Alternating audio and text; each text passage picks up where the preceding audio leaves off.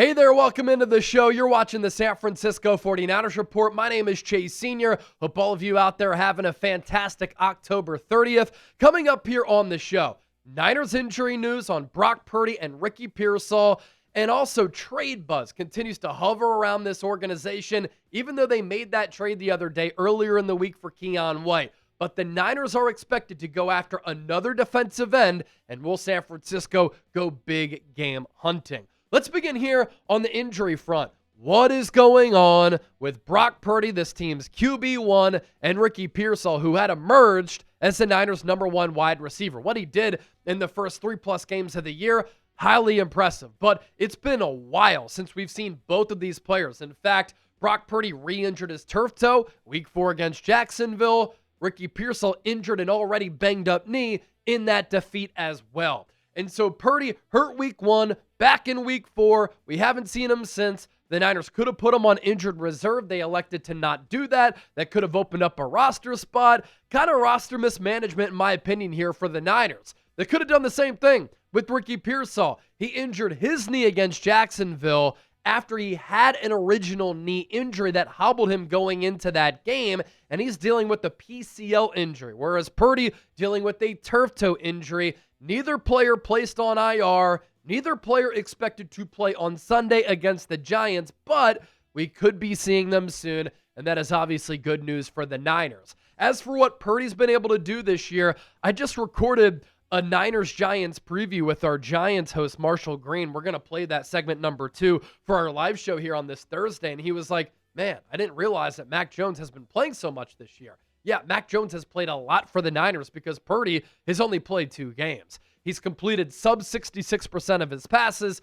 586 yards. Obviously, some good, some bad. The turnovers continue to be a problem. This is an issue that dates back to last year. 4 touchdowns, 4 picks, and an average yards per completion of 12.2. I expect to see better from Purdy, and I think we will, because when he's playing well, he's a top 10 capable quarterback in the National Football League. And for Riky Pearsall, the talent isn't the issue.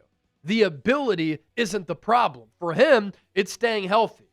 Now, the positive here, he was a durable player in college at Arizona State and at Florida.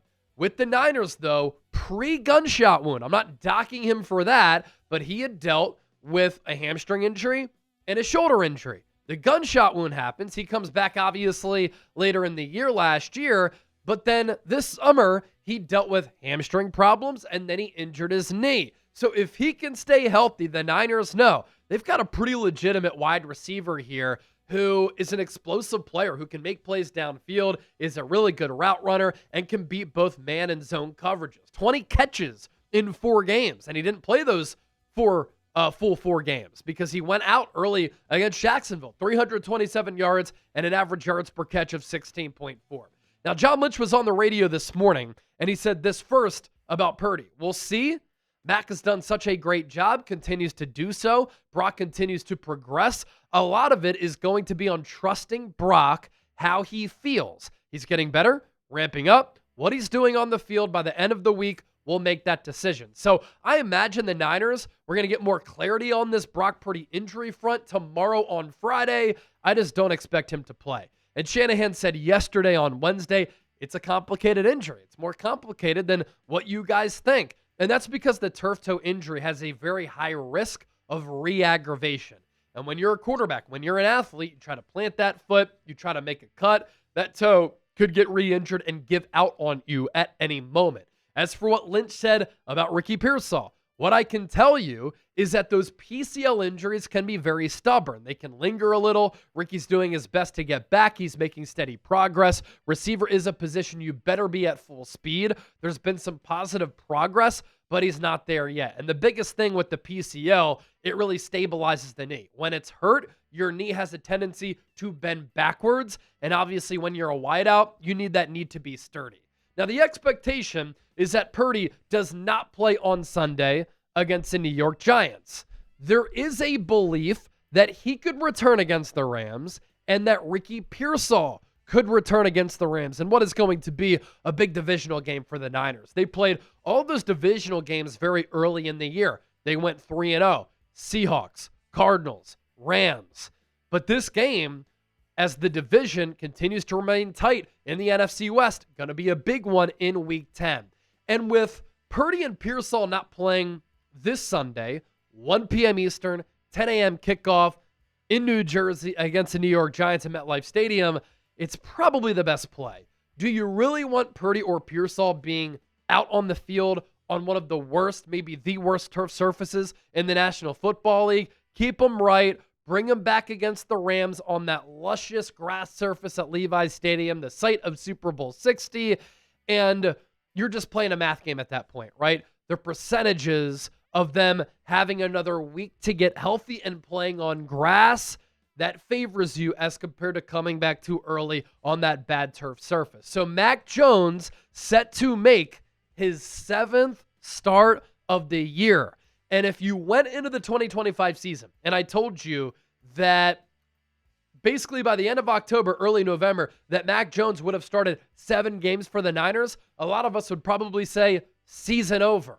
Probably a repeat of last year record-wise when the Niners went 6-11. But because he's played so well behind a horrible offensive line, which hasn't done him any favors, the Niners are right in the thick of things in the NFC and in the NFC West. Mac Jones this year, completing nearly 66% of his passes, almost 1,600 yards, 8 touchdowns, 5 picks. Some of those picks not really on him. He's been let down by the offensive line. He's been let down by some of his weapons downfield. Prior to last week's game, where the Niners lost time of possession 41 minutes to 18, he had been leading all quarterbacks in the NFL in passing yards per game. That's no longer the case. He is down to 266, but what a job he's done. What a signing he's been for the Niners.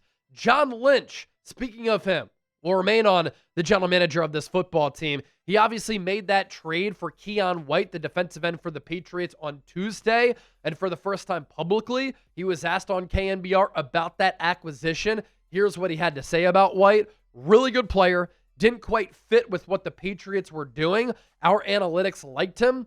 Bring it downstairs to our coaches. They were huge fans as well. We feel we can untap some of his limitless potential. Keon has to assimilate really quickly. Keon White also talked today and said, one of the reasons I'm excited to come to the Niners, teaming up with defensive line coach Chris Kocurek, who's one of the best defensive line coaches in the NFL.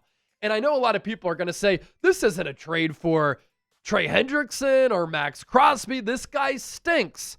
Don't be such a casual. Watch games, turn on the tape, do some research. He was a second-round pick for a reason. He fits what the Niners really like. A big defensive end who's an excellent athlete who ran a sub-4.8 40-yard dash at 280-plus pounds in the pre-draft process. He could play defensive end. He could play defensive tackle. He's had good production.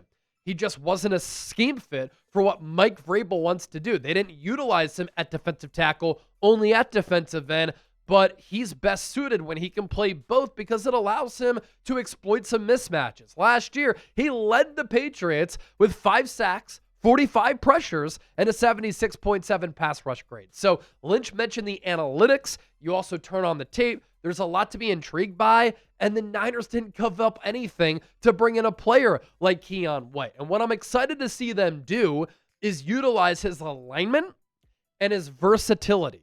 This is what he did last year. At edge, 463 snaps, a 9.9% pressure rate. At defensive end, 202 snaps, 13.3% pressure rate. At defensive tackle, 86 snaps, a 15.8% pressure rate. That's a high number. That's a high number. That's a good number. So look for him whenever he's active. Hopefully it's on Sunday against New York to be utilized all along that defensive line. Yetur Gross-Matos could come back for this game, which would be big. Bryce Huff probably going to come back against the Rams. Maybe the Niners, and hopefully the Niners make another trade, and all of a sudden, a team that a couple of days ago had 2 healthy defensive ends on the 53-man roster could have some depth and some intriguing pieces there. More Niners news here. Eddie Pinheiro, for the month of October, named the NFC Special Teams Player of the Month. He went a perfect 10 for 10 on his field goals, and as we've deemed him here on the show, his name, Eddie Dinero Pinheiro. What a pickup he's been for San Francisco, and with how good he's been this month in winning NFC Special Teams Player of the Month, he is now the 2nd most accurate kicker in the history of the National Football League. A lot more to get to here on the show, but a reminder, let's pause here. Don't forget to hit that subscribe button. If you want elite, nonstop, informative, insightful, entertaining, thought-provoking Niners coverage, I'm your boy. This is the channel for you. We're reaching millions and millions of people every single month, about 4 million views over the last month, and we're approaching 179,000 subscribers. So if you like the content, hit that sub button and join the movement today. We do have an awesome sponsor and a great deal that we want to tell you about. Our friends at Harry's. I love their razors, and I've been using their razors for a really long time. They sent me a care package, and I've been using this for a really long time. I had to renew my products because I like Harry's so much. And let me tell you more about what they have to offer. So when you're using a razor, sometimes the cheap ones and the expensive ones, they can dull too fast. They can irritate your neck. Sometimes they cost too much, like $30 for 8 refills. Come on now. That's a total scam. I started first using Harry's several months ago, and I love their advanced pivoting system to reach every corner of my face, refined blade technology for a closer, smoother shave, a weighted metal handle. With Harry's Plus, you get a barbershop quality shave with German-engineered blades. Each blade is honed at 3 different angles to cut hair cleanly at the root without tugging. Blade spacing is optimized to glide smoothly and avoid clogging. Harry's owns their own world-class blade factory in Germany. No outsourcing, no middleman. That same facility has been perfecting blade making for over 100 years. Let me ask you this. Why would you pay $30 for refills when Harry's gives you better blades for a fraction of that cost? They have also launched their most advanced razor ever, and it's still cheaper than Gillette Fusion 5. So for a limited time, our listeners can get the Harry's Plus trial set for only $10. Harrys.com/chat. This set includes the all-new Harry's Plus razor, 1 refined 5-blade cartridge, a 2-ounce foaming shave gel, and a travel cover to protect your blades on the go. Just head to harrys.com/chat. Use our code chat to claim this offer. After you make your purchase, they'll ask you where you heard about them. Please support our show and tell them that Chase Sr. and the 49ers Report sent you. So let's get to some trade buzz here on the show. This has really been a topic of conversation since the Nick Bosa injury. The Niners continue to get tied to Trey Hendrickson. Obviously, this is significant trade news for the Niners because if they were to make a move like this, it makes them a serious threat in the NFC, in my opinion, and it makes their defense so much better. And for the future, this is an intriguing player who fits what they like.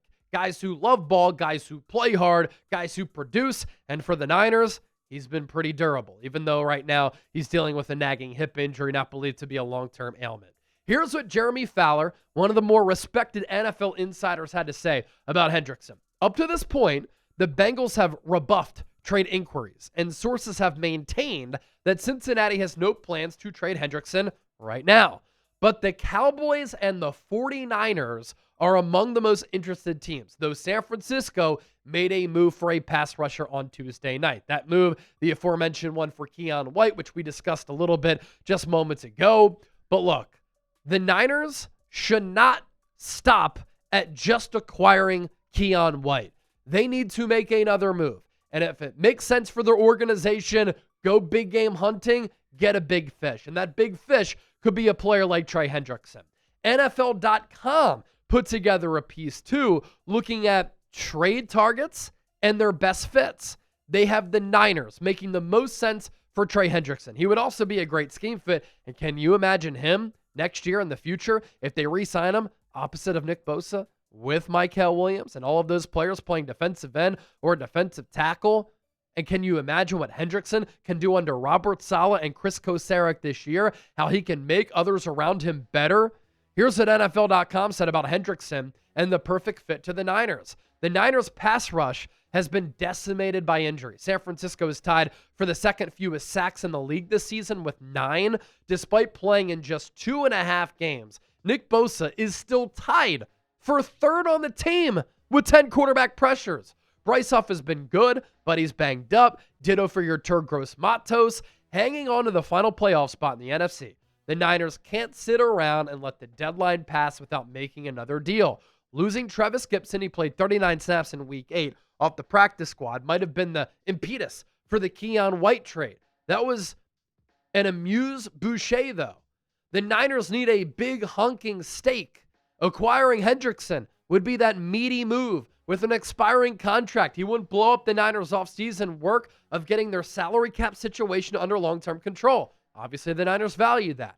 The hip injury is a concern, but attempting to pry away Hendrickson from Cincy for the stretch run is a swing worth taking. The Jets' Jermaine Johnson could be another option, having played under Robert Saleh. So this is a move also that I don't think is going to damage your future draft capital or really hit your books all that hard. And look, Hendrickson is an elite player. 4 sacks, 23 pressures this year, 8 quarterback hits, and a pass rush grade of 90. Outside of Nick Bosa, the Niners do not have a player close to this on their roster. And when you shore up the defensive line, it makes the linebackers' jobs easier, the cornerbacks' jobs easier, and the safeties' jobs a lot easier. So I think these are the Niners' prime defensive end options in making a trade. And obviously, all of these players are different. They are very interested in Trey Hendrickson. That has been reported by so many people locally and nationally. So I think that is the player who the Niners ideally want to go after. If they want to go with a younger player, Jermaine Johnson could make sense. He obviously has that familiarity with Robert Saleh. If they want to go with another young player, Jalen Phillips, I think, is a long, explosive athlete who, like Jermaine Johnson, did tear his Achilles last year, but he's back and healthy, starting to round into form. Phillips is on the expiring year of his deal. If the Niners want to go after a veteran, Bradley Chubb could make sense. He fits the scheme, and while the Dolphins recently gave him a new deal, no guaranteed money left on that contract. And then if the Niners want to bring in another familiar player like they did with Cleveland Ferrell, they could trade for Arden Key, who had 6.5 sacks with the Niners a few years ago. Don't forget to give me a follow on X and Instagram, by the way. I'm always talking about the Niners here on YouTube, reaching so many people. I'm talking about the Niners for free as well over on my social media pages.